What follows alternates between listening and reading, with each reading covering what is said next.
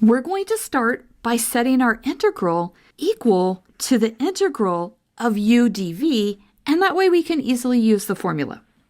So let's let this equal the integral of u dv. Now we'll decide what part of the integrand is equal to u and what part we'll set equal to dv.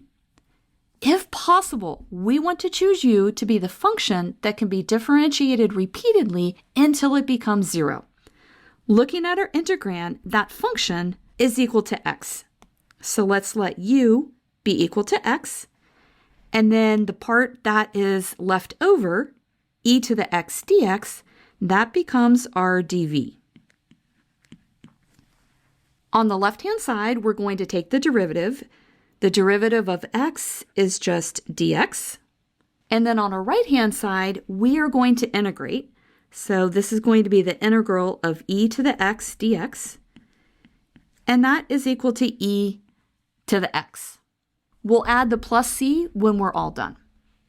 This gives us the integral of x e to the x dx is equal to u times v. That's these two terms multiplied. So that is x e to the x. And then we're going to subtract off the integral of v times du. So I always make my arrow like this. And that helps me remember that we're subtracting. And v times du is e to the x dx. So we integrate this once more. So this is x e to the x minus the integral of e to the x, so that's just e to the x. Now we add our arbitrary constant c. One thing that we need to do is notice that there is an e to the x common to each term, so we want to factor that out. And this leaves us with the answer x minus 1 quantity times e to the x plus our arbitrary constant. And there's our final answer.